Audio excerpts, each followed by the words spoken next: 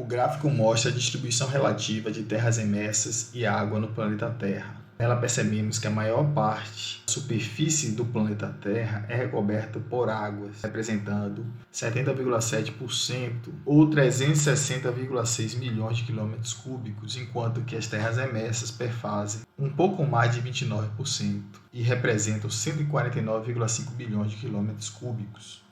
Desses 70,7% de água, com base na distribuição relativa das águas do planeta, 97,5%, um pouco mais que 1,3 bilhões de quilômetros cúbicos correspondem à água salgada. E uma pequena fatia, aproximadamente 2,5% ou 34 milhões de quilômetros cúbicos, perfaz a água doce.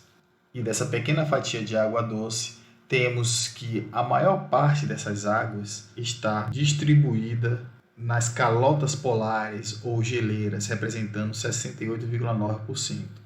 E uma fatia importante perfaz as águas subterrâneas, aproximadamente 29,9%. Os demais reservatórios de água terrestre correspondem a porções diminutas de distribuição relativa das águas doces do planeta, representado pelos rios e lagos, que corresponde a 0,3%, e pântanos, solos gelados e umidade dos solos, que perfazem 0,9%. A seguir temos a distribuição relativa de água nos principais reservatórios do planeta Terra.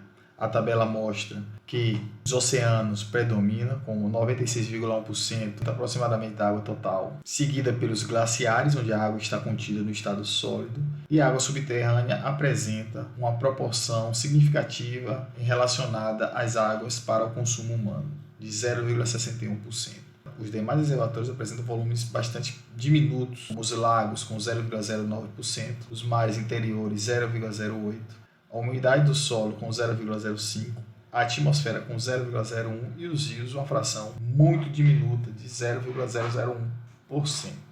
Portanto, a água é a substância mais abundante na superfície do planeta e ela participa dos processos modeladores pela dissolução dos materiais geológicos terrestres e pelo transporte de partículas. A tabela mostra a distribuição de água nos principais reservatórios naturais, ou seja, conforme informado anteriormente, a água doce disponível na Terra corresponde praticamente à água subterrânea, onde podemos destacar que apresenta um volume de 60 milhões de quilômetros cúbicos, ou 4% de volume dos reservatórios hídricos do planeta Terra. Um fator que se destaca é o tempo médio de permanência, onde as águas subterrâneas apresenta um tempo de permanência variável entre 2 semanas e 10 mil anos. Entendo como tempo médio de permanência é o tempo de residência da água subterrânea no reservatório geológico, que é denominado de aquífero. Esse alto tempo de permanência indica que as águas subterrâneas se locomovem de maneira bastante lenta abaixo da superfície terrestre. Dessa forma, ela tende a interagir com minerais que existem nos reservatórios geológicos e adquirir uma determinada salinidade, que é variável com o tempo de permanência. Em geral, quanto maior o tempo de permanência da água no aquífero, maior é o grau de salinização dessas águas. Logo, as águas subterrâneas em relação às águas superficiais apresentam uma competitividade maior. Dessa forma, vamos elencar os principais fatores de competitividade das águas subterrâneas em relação às águas superficiais. A primeira delas é que as águas subterrâneas apresentam volumes estocados muito grandes, aproximadamente 122 mil quilômetros cúbicos no Brasil, representado por grandes aquíferos, sendo que os 2 maiores aquíferos do planeta Terra estão contidos no país. São eles o aquífero Alter do Chão, no norte do Brasil, e o aquífero Guarani, na região sul, que é um aquífero transfronteiriço abrangendo países vizinhos como Brasil, Argentina, Uruguai, Paraguai. Para se ter uma ideia, somente esses 2 grandes aquíferos brasileiros conseguem suprir as necessidades do planeta Terra, considerando uma situação hipotética de escassez durante 200 anos. As águas subterrâneas também apresentam velocidade de fluxo muito baixa, da ordem de centímetros por dia, ou seja, isso quer dizer que o manancial é pouco afetado pelas variações sazonais da pluviometria, diferentemente das águas superficiais, podendo propiciar um abastecimento regular durante o período de seca ou de estiagens prolongadas. O terceiro fator é que a água subterrânea apresenta uma forma de ocorrência extensiva e possibilita sua captação nos locais onde são geradas demandas, ou seja, os poços podem ser construídos na medida que aumenta as necessidades de um determinado local ou região. Outro fator de competitividade é que as águas subterrâneas, na sua utilização, quando captadas de forma adequada, geralmente não se tem custo de clarificação, tratamento ou purificação. Ou seja, os processos de filtração e ou biogeoquímicos de depuração do solo proporcionam alto nível de purificação e potabilidade das águas subterrâneas.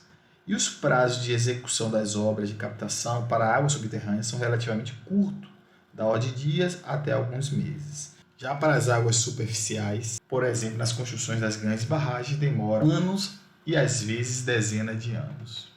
Por conseguinte, as águas subterrâneas encontram-se relativamente melhor protegidas contra os agentes potenciais e ou efetivos de poluição, pelo fato de ocorrerem no subsolo sobre uma zona de material rochoso não saturado ou camadas rochosas pouco permeáveis. E em contrapartida, quando poluídas as águas subterrâneas, elas podem levar séculos para se autodescontaminar através de seus mecanismos de fluxo. Lembrem que, formado anteriormente, as águas subterrâneas se movem de maneira bastante lenta, da ordem de centímetros por ano. Os métodos de descontaminação artificial das águas subterrâneas são muito lentos e caros. E os investimentos em geral são relativamente pequenos, variando de dezenas a centenas de milhares de reais. Ou seja, os poços são muito mais baratos do que as obras de captação de água superficial, como as barragens. E por fim, os aquíferos não sofrem processo de assoreamento como os rios e nem perdem grandes volumes de água por evaporação.